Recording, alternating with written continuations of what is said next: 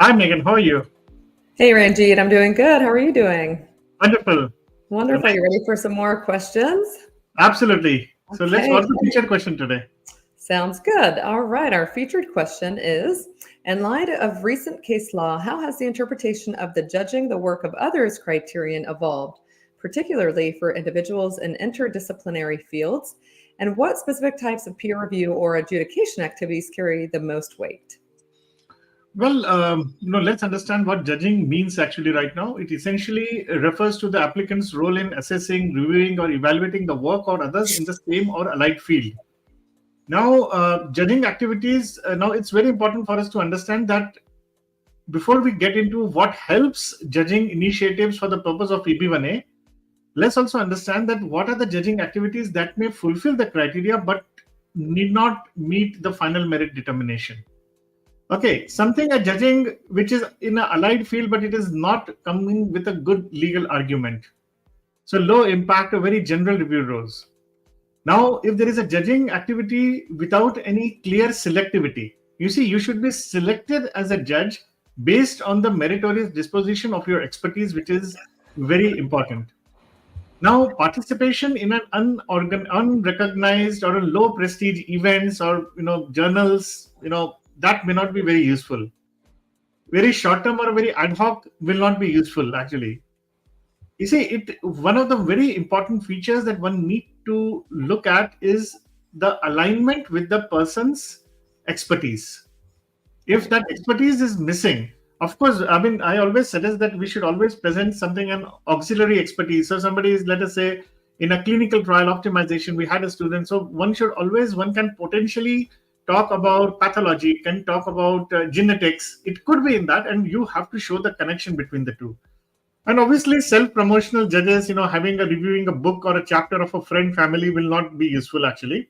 So these considerations for the are, while it may just barely cross the criteria, but it may not be helpful to fulfill the role. But something that will have a weight, let's talk about that, is peer review for academic journal. Let's say it's a high impact journal and you have been invited for that as a reviewer, that is going to be very useful. If you are serving on an editorial board or a committees, that is brilliant. Evaluating some grant proposals or award nominations of a prestigious establishment, that is very good. You are supposed to select speakers or speakers papers at a well established conference or symposium, or you are even judging for being let's say as for some awards. Now, as I said, the judging, it cannot be specifically in your field necessarily, but you could have a benefit here that you could use auxiliary expertise for this particular purpose. So it's one of the most, I don't want to use the word easy, but it's one of the most feasible criteria that we have seen. Now, some people come to us and even ask us that, oh, I was, kind of interviewing my team members or interviewing typically, somebody else in my job. Will that fulfill a judging criteria for a job?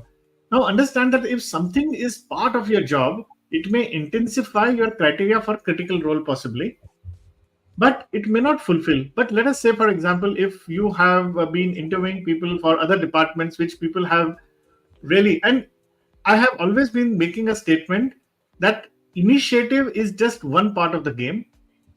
What is important is that what was the impact of your initiative. So if you have done a judging, let us say even for a job interview for somebody, you selected the best people and they came out to be top performers in the company, they got the best employees award, that will really be useful. And of course it has to be related to your field. So I hope kind of this helps actually. Yeah, absolutely. Thank you so much. The next question is from. Before we do that, Megan, we have a gentleman from Shesha actually. He's here. Oh, So, great. Shesha, I will be getting you on the stage. Just be ready, and we will let you ask questions before we move to other questions. Okay. Okay, wonderful. Uh, Shesha, are you here? Yeah, sure, Ranjeet. So, yeah, Oh, this is- welcome. Absolutely. So, yeah, please go ahead. I don't have any questions as of now, so I just thought of joining to learn more about the. Absolutely. So you can hear it. So no problem. So I will just be putting you back on this thing. So don't. Okay, just Yeah. be. Yeah. So we have a gentleman, Sandeep, here coming up. So I will get Sandeep on the stage. Hi, Sandeep. Ranjeet. Sorry. Hi, How are Sandeep. you? Hi. So yeah, what's your question, Sandeep, today? Yeah, I just wanted to ask you, like, this Next League program is. I know that some of my friends already joined, and it's really good. So I have a question, like, the person who has already completed, like, maybe 80-90% or maybe 95% of EB1 requirement, right? So is the same price policy for them, or No, is there? it's not about price or anything. You see, the idea behind the whole program is not about you just going EB1A. It's about transformation. It's about, uh, in fact, we have had people who got even 5, 6, 7 criteria fulfilled and got rejected. Let me Mhm. tell you, it's not about you fulfilling the criteria or something or EB1A. It's about transformation. It's helping you to become the best version of yourself. Okay. We have people. So I mean, if you are coming only for a transaction purpose for this purpose, and okay, I'm there 80% there, 90% there, Mhm. or 50% there, then this may not serve you well. Actually, you have to come with a very open mindset to learn things, to absorb things, to unlearn a lot of things. And we have followed that approach, and that has worked in a very aggressive manner. We had roughly around 23 achievers from the program, and some one or two RFEs are there. We are trying to help people also, but Okay. people who have followed the process, they have been there. So idea behind is not it's an education program, let me tell you. So I think I have seen your profile. I have seen you have been a reviewer, you editor board member, session chair, judging. You have done all the things. I can fully understand, and Mhm. I appreciate your work. But that is not; those are just criteria. Don't make you profile to a level of EB1A, because Right. we have seen that not necessarily working, Sandeep. So Okay. if you're coming with an open mind for a long-term perspective, we'll always be there to help you. Okay. Got it. Thank you. Okay. So wish you all the best, and wish you and let us know and be in touch with Megan. Okay. Thank you. Sure. Okay. Thank you. Thanks, Bye. Sandeep.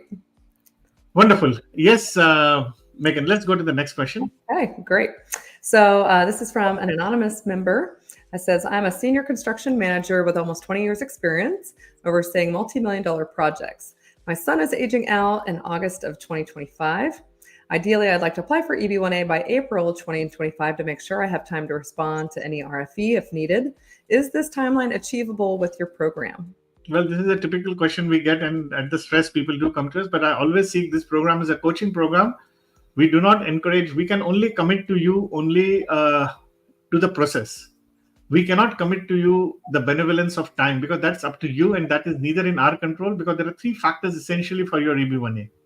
From a tactical perspective, it is going to be your understanding about EB1A, your lawyer, and the USCIS. So we cannot talk about that.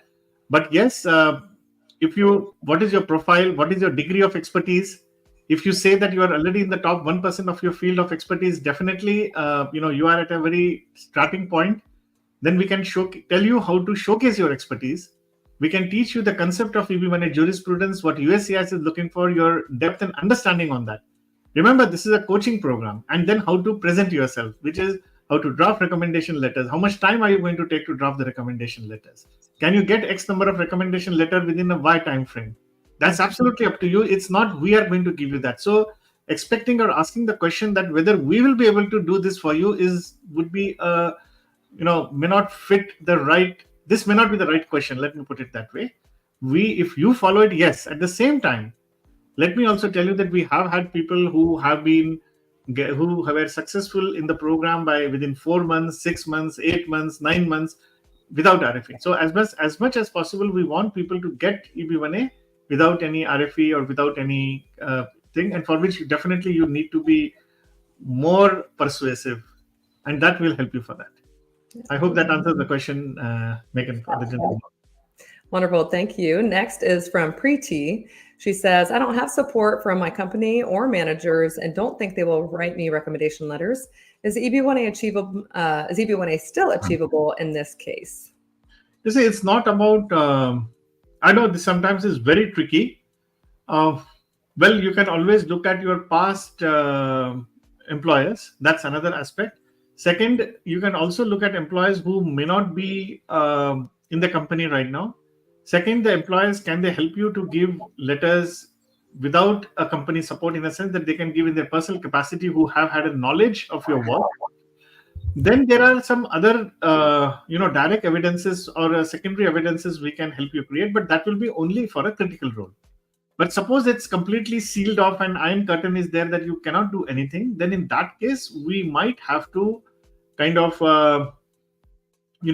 look at other criterias. So depending on the strength of your other criterias, we'll be able to help you out. So I would say, Preeti, so you reach out to Megan, we'll be happy to kind of help you. Definitely.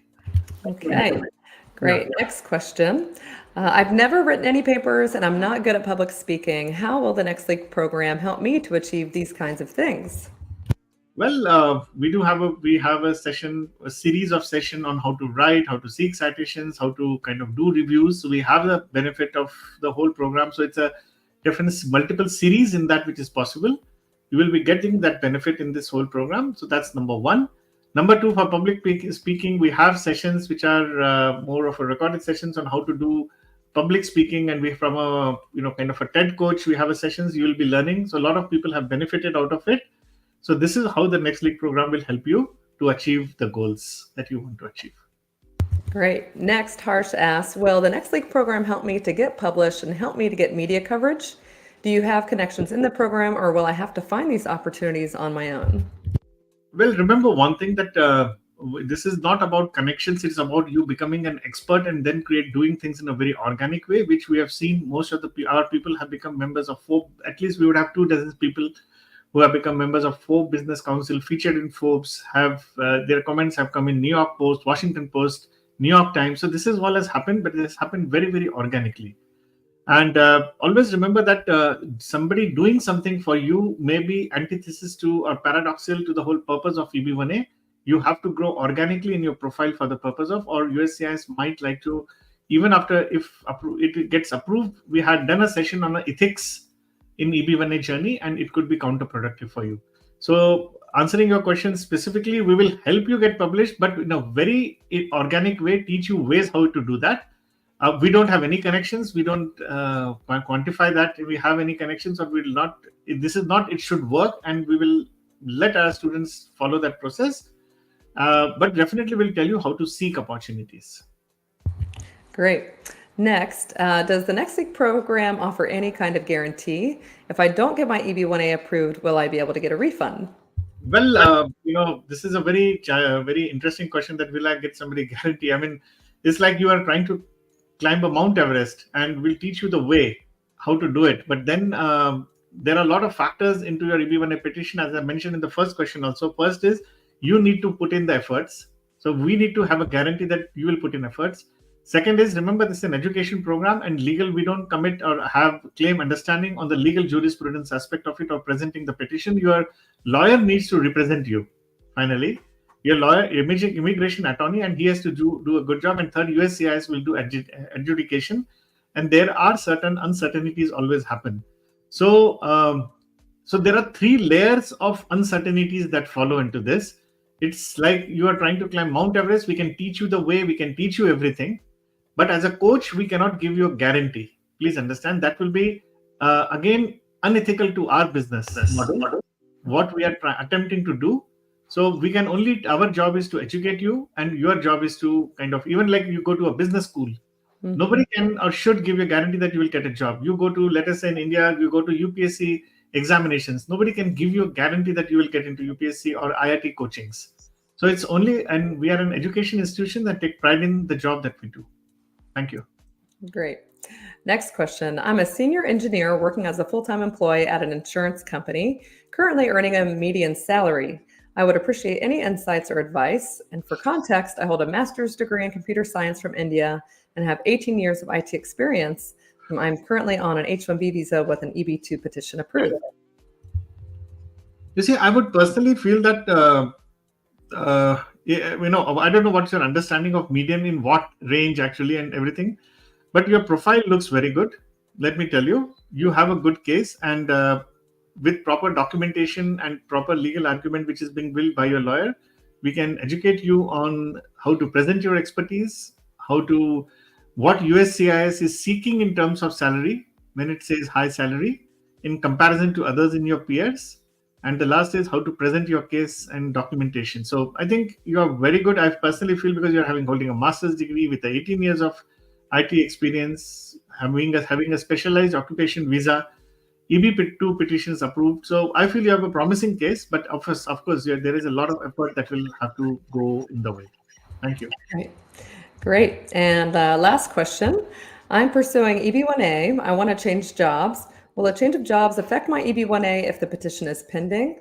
Also, I'll be moving next month to a different state. What will happen to my petition if I move? I think there is a blend of education aspect and blend of legal aspect into this question. So if you want to change jobs, if you are a self petitioner, definitely there is not a concern. If you are doing an employer base, then you will have to check with your lawyer actually. And the other aspects also, prima facie, if you do a self petition, you are the owner of the petition, so it should not really bother you per se. So I would just like to kind of say this. If you move, then definitely you need to inform USCIS, but I would strongly urge that till your petition is adjudicated, you should stick to the present this thing, unless and until you want to do it after changing the job. So that would be a good idea. So thank you very much, Megan, for having. I think that was a wonderful session, and wish you all the best. And thank you. And friends, if you have more questions, please write to Megan or me. We'll be happy to have you on the session or take your questions. And if you're looking forward to join the Next League program, again, reach out to Megan or I, and we'll be happy to help you. Thank you for joining us today. If you have any further questions or need personalized guidance, please reach out to us. We are here to help you every step of the way in your journey towards achieving your American dream. Let's connect and make it happen together.